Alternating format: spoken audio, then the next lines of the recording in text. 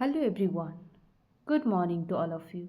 Today in this video, I am going to teach you how to read the newspaper and learn the new words in this spoken English class.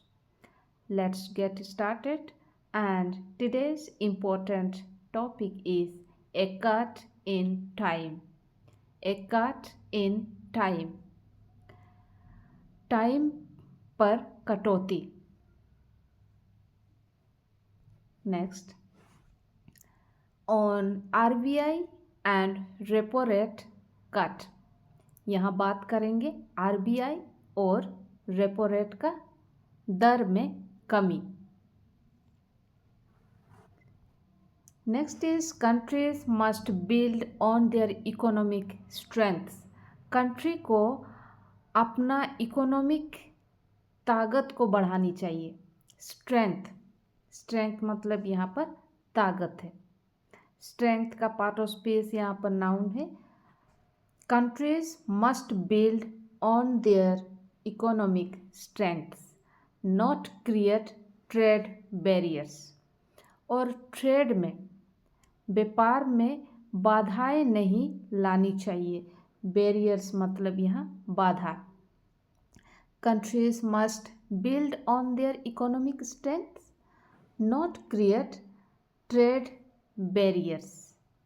Next, the Reserve Bank of India RBI's Monetary Policy Committee's unanimous decision. Unanimous मतलब होता है सहमत, हर कोई का सहमत होना, सर्वसम्मति से. डिसीजन लिया गया है to cut the repo rate. Repo rate का दर को कम करने के लिए डिसीजन लिया गया है. कितने? By 25 basis points. 25 basis points तक इसका कट करना है. To 6% is a timely reprieve for India's business community. ये जो टाइम पर इज ए टाइमली रिप्राइव मतलब राहत है, समय पर दी गई एक राहत है. फॉर इंडिया के बिजनेस कम्युनिटी के लिए is a timely reprieve for India's business community. Next, for weeks now, पिछले कोई सप्ताहों से. For weeks now exporting sectors. Exporting का मतलब होता है जो भी हम हमारे देश से दूसरे देश को भेजते हैं, एक्सपोर्ट करते हैं. तो exporting sectors have been imploring. इससे जुड़े the government to hasten bilateral trade negotiation with the US to attempt to shield themselves from President Donald Trump's reciprocal tariffs. Reciprocal का मतलब होता है एक दूसरे पर टैरिफ. वो दूसरे कंट्री हमारे कंट्री पर टैरिफ्स लगाते हैं, हम भी उनके कंट्री में टैरिफ्स लगाते हैं. रेसिप्रोकल एक दूसरे पर, रेसिप्रोकल मतलब एक दूसरे पर टैरिफ लगाना. तो यहाँ पे कोशिश कर रहे हैं टू अटेम्प्ट टू शील्ड, बचाने के लिए कोशिश कर रहे हैं अपने आप को. टू अटेम्प्ट टू शील्ड, बचाना. शील्ड मतलब यहाँ पर बचाना. To attempt to shield themselves, अपने आप को बचाते हैं from president Donald Trump's reciprocal tariff से. रेसिप्रोकल टैरिफ से अपने आप को बचाने के लिए कोशिश कर रहे हैं. नेक्स्ट है the tariffs have been paused. Tariff को पोस्ट किया गया है. पोज मतलब कुछ देर के लिए, पोस्टपोन कह सकते हैं, कुछ दिन के लिए, कुछ समय के लिए रोक देना, पोस्ट करना. फॉर 90 डेज के लिए. The tariffs have been paused for 90 days except for the 10% universal tariffs which is still applicable.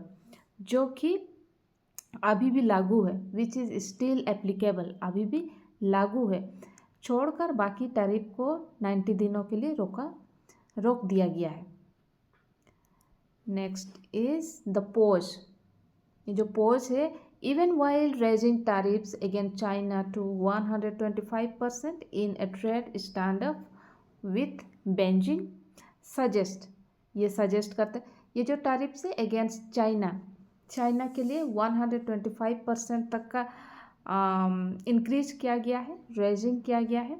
Even while raising tariffs against China to 125% in a trade stand off with Beijing suggest, ये suggest करते हैं strategy fiver to stem the massive sell of US Treasury bonds and gutting of trillion of dollars in American stock valuation.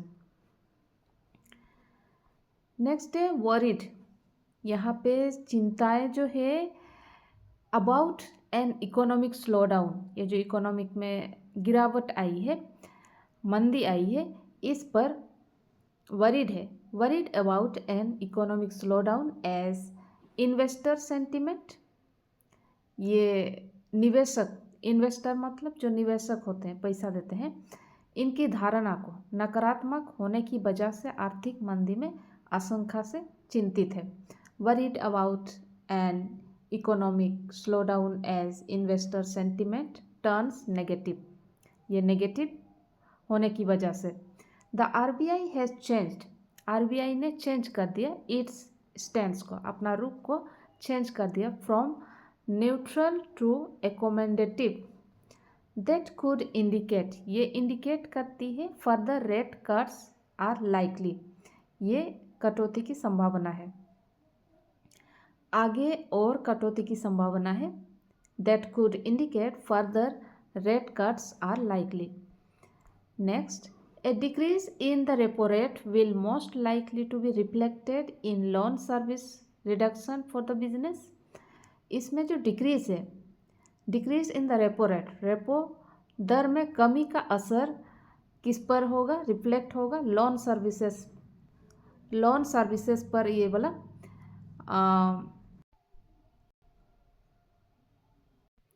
ये जो असर होगी business पर असर होगी, होम ओनर्स पर और रिटेल बोरोअर्स पर असर होगी, क्योंकि बैंक दर में इस कटौती का लाभ ग्राहक को देंगे as bank pass on the rate cut.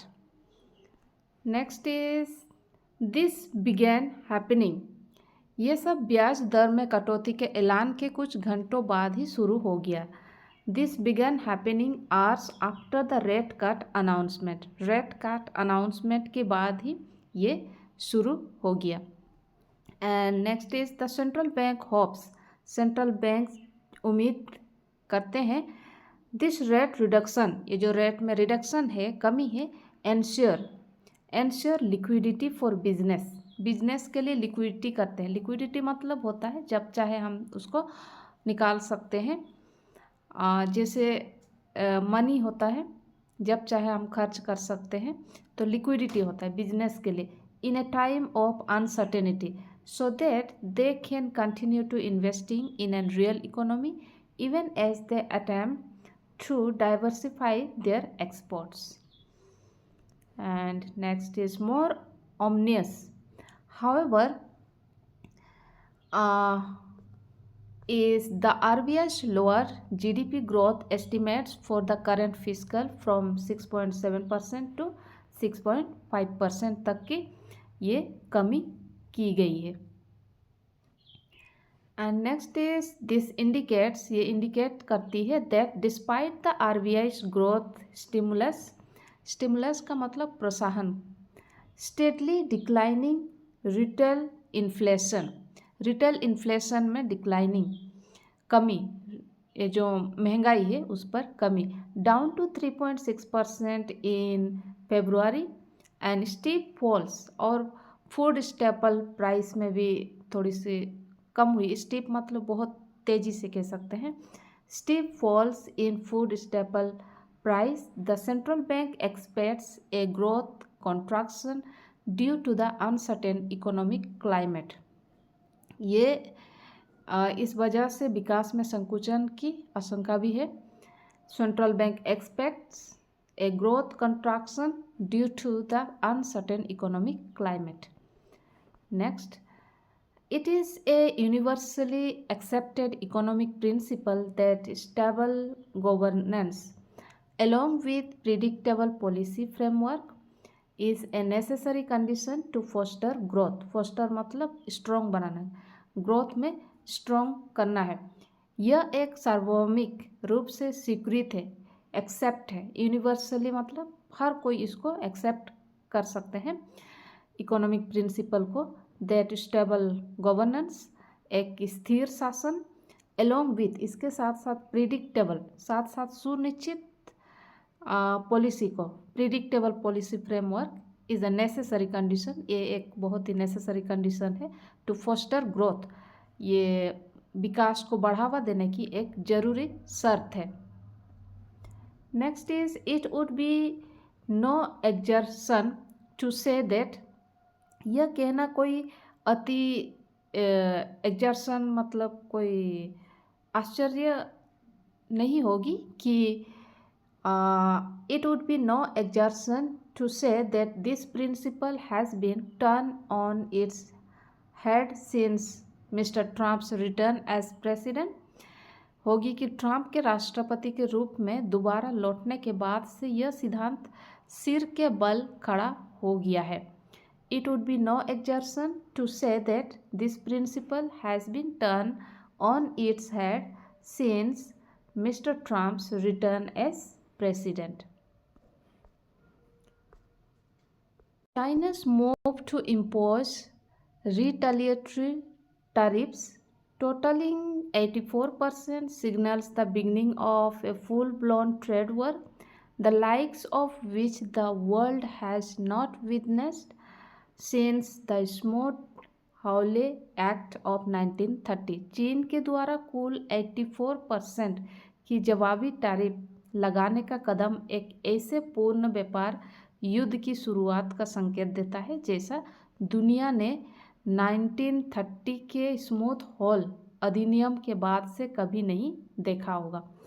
China's move, China का जो मूव है, कदम है, टू इम्पोज, थोप देना, retaliatory tariffs totalling 84% signals the beginning of a full blown trade war, the likes of which the world has not witnessed, not witnessed मतलब कभी नहीं देखा होगा, world has not witnessed since the Smoot-Hawley Act of 1930।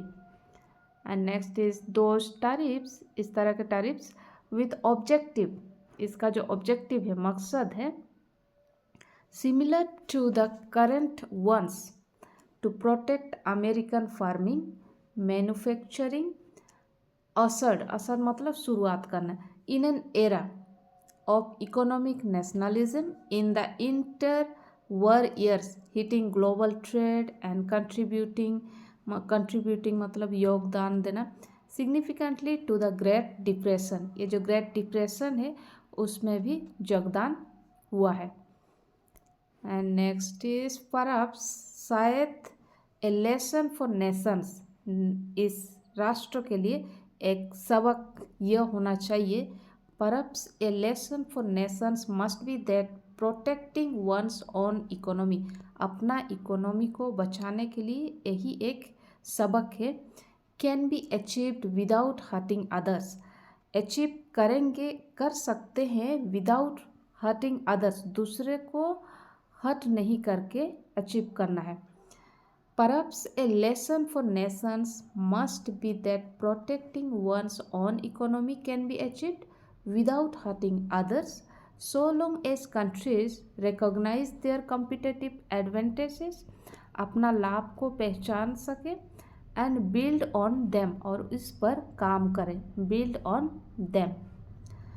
Next is, and the last page, in America's case, जहाँ तक America का सवाल है, in America's case it is doubling down on research, education and innovation, यह अनुसंधान, शिक्षा और नई खोज पर दोगुना जोर दे रहा है।